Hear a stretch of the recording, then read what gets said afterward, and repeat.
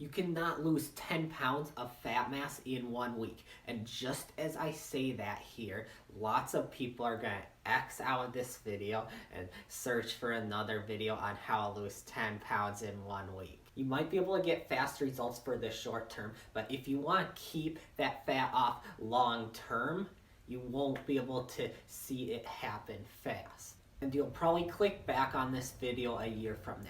So for those of you that are still with me now, congratulations, let's get right into it. So being in a positive nitrogen balance is just as important, if not more important, than being in a calorie deficit when it comes to losing fat mass. So notice here, we're talking about fat mass, not pounds on the scale. So a little bit about the science of being in a positive nitrogen balance. That right there is an example of a carbohydrate molecule, and then that right there is an example of a triglyceride, and that right there is an example of an amino acid. So notice here with the amino acids, they have nitrogen atoms in that molecule compared to carbohydrates and triglycerides, which do not have those nitrogen molecules. So you might be thinking you just need those amino acids because they have nitrogen atoms, which will help put you in a positive nitrogen balance. So all you need to do is eat more protein,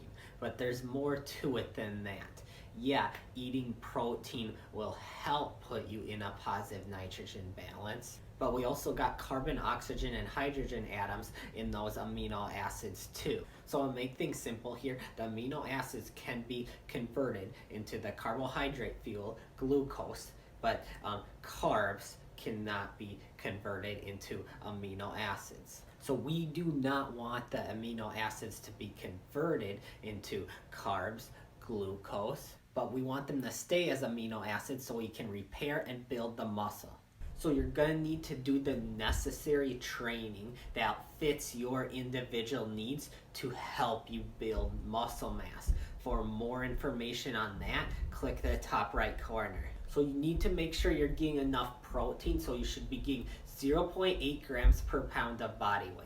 Now it's also going to be very important here that you're not overtraining. These right here are the signs and symptoms of overtraining. The biggest sign of overtraining is seeing a decrease in your performance despite pushing yourself even harder. So it's very important here to make sure that you're increasing strength in the gym over time if you want to be in a positive nitrogen balance. Now some other things you need to do is you need to reduce the stresses outside of training.